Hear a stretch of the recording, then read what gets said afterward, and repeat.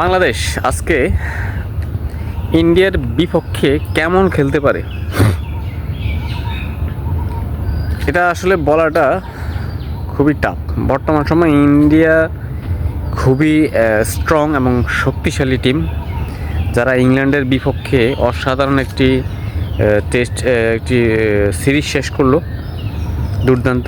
আর সেই হিসাবে বাংলাদেশও বিপিএল খেলছে, তো এখানে বাংলাদেশেরও অভিজ্ঞতার কমতি নেই এবং ইন্ডিয়া তো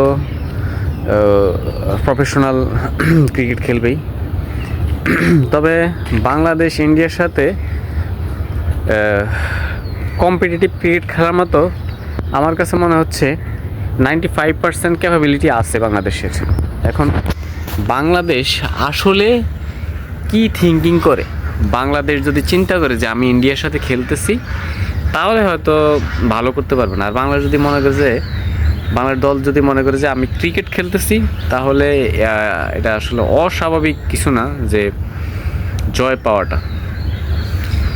ক্রিকেট খেলতে হবে, ক্রিকেট ইন্ডিয়ার সাথে খেলি বা অস্ট্রেলিয়ার সাথে খেলি বা ইংল্যান্ডের সাথে খেলি বা নিউজিল্যান্ডের সাথে খেলি, যার সাথে খেলি কিন্তু ক্রিকেটটা খেলতে হবে। আমাকে চিন্তা করতে হবে না যে ও মাই গড তারা অনেক বড় দল, আমি তাদের সাথে পারবো না। তো ওই থিঙ্কিং হলে আসলে যেইভাবে ফার্স্ট টাইম রেজাল্টগুলো আমরা পাই, সেই রেজাল্টগুলো আমরা আসলে পাবো।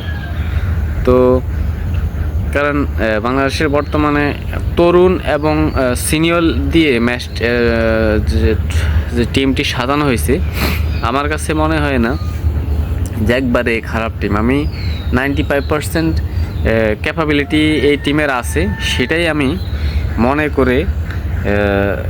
মনে করি এবং ইন্ডিয়ার সাথে ক্যাপাবিলিটি এবং প্রতিযোগিতামূলক ক্রিকেট বাংলাদেশ খেলতে পারবে, ওই ধরনের যোগ্যতা নিয়ে তারা গেছে। যেহেতু রিসেন্ট বিপিএল শেষ করে গেল এবং যারা গেছে প্রত্যেকটা প্লেয়ার বিপিএল ছাড়াও অসংখ্য অভিজ্ঞতা তাদের ঝুলিতে আছে।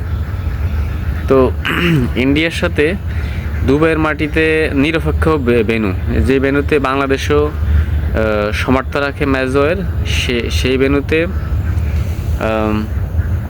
ইন্ডিয়াও সমর্থ রাখে। তো সব কিছু মিলে আমার কাছে মনে হচ্ছে না এই বিষয়টি খুবই কঠিন, খুবই সহজ।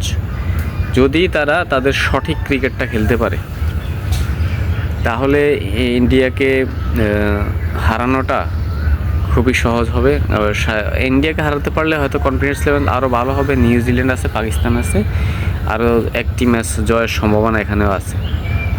খেলতে হবে অসাধারণ, খেলতে হবে পেশাদারিত্ব নিয়ে, তাহলে আমার কাছে মনে হচ্ছে যে ইন্ডিয়াকে হারানো কঠিন কিছু নয়। আসসালামু আলাইকুম।